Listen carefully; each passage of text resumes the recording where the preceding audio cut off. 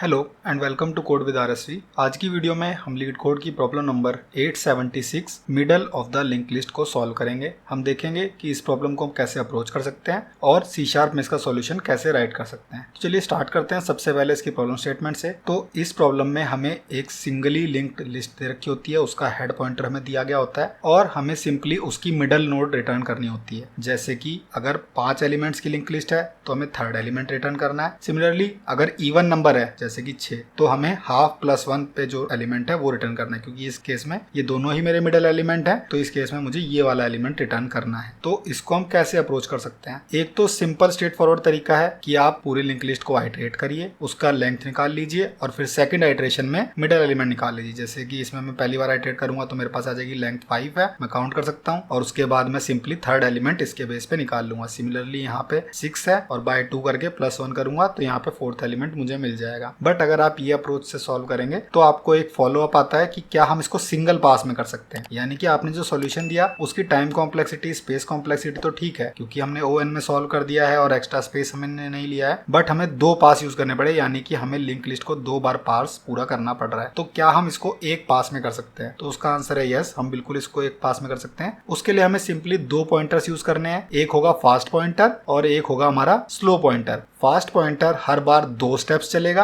और slow pointer हर बार 1 step चलेगा। तो इससे क्या होगा कि जिस पॉइंट पे हमारा फास्ट पॉइंटर लास्ट पॉइंट पे पहुंच जाएगा, हमारा स्लो हाफ तक ही पहुंचा होगा और उसके बेस पे हम रिटर्न कर सकते हैं कि हमारा यहाँ पे हाफ पे पहुंचने के बाद कौन सा मिडल एलिमेंट है। तो चलिए इस अप्रोच को C# में इम्प्लीमेंट करके देखते हैं। यहाँ पे मैं अपने फास्ट और स्लो पॉइंटर बना दूंगा, दोनों को इनिशियली रखना है हेड पे और एक सिंगल लूप चला देना है मुझे, जिसमें कि मुझे स्लो को चेक करने की ज़रूरत नहीं है क्योंकि स्लो तो पीछे पीछे चल रहा है, तो वो उसके नल होने से बहुत पहले फास्ट नल हो जाएगा। तो जब तक कि फास्ट नल नहीं है एंड फास्ट डॉट नेक्स्ट नल नहीं है, ये दोनों कंडीशन मुझे चेक करनी पड़ेगी क्योंकि फास्ट 2 स्टेप्स चल रहा है। अगर फास्ट डॉट नेक्स्ट नल हुआ तो मैं 2 स्टेप चलाने में मेरा ऑब्जेक्ट रेफरेंस एक्सेप्शन आ जाएगी। स्लो को 1 कदम चला देते हैं और फास्ट को 2 कदम चला देते हैं और सिंपली ये लूप जैसे ही ख़त्म होगा, जैसे ही हमारा फास्ट या फास्ट डॉट नेक्स्ट नल होता है, तो मैं यहाँ पे रिटर्न कर सकता हूँ जो भी मेरा स्लो पॉइंटर है वो मेरा मिडल पे पहुँच चुका होगा। इतना सिंपल से इसका सॉल्यूशन है और इसको अब रन करके देखते हैं।